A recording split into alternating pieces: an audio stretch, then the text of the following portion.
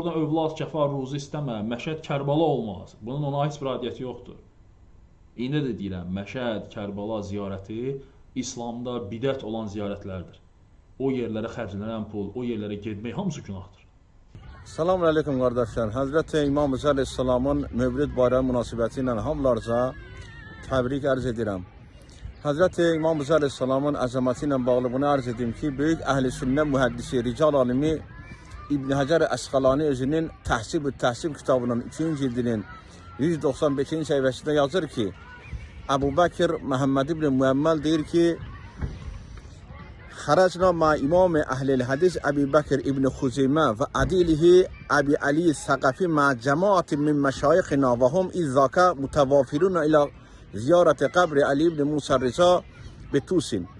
Deyir ki, biz hadis ilminin imamı olan, yani əhl-i sünnə aləmində hadis ilminin imamı olan Əbu Bəkir ibn Xuzimə və ondan eyni səviyyədə olan büyük hadis alimi Əbi Ali Səqəfi, ondan başqa digər şeyxlərimiz ilə, yəni bizim ustadlarımızla bir yerdə getmişdik Hazreti İmam Rıza Aleyhisselam'ın ziyaretinə Tuz şəhərinə, Məşhədə, Xurasana.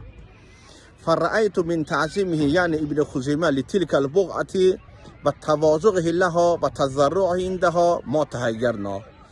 Deyir ki, biz gördük İbn Xuzimə bu hadis elminin imamı necə Hazreti İmam Rıza Aleyhisselam'ın o barigahının müqabilində, o qəbr-i şərifinin qarşısında necə təvazükarcasına ziyarət edir, təvazükarlıq edir və təzim edir Hazreti İmam Rıza Aleyhisselam'ın qəbrinə və orada təzərru edir. Yəni əllərin qaldırıb Allah Təbarək və Teala'nın dərgahına dua edir.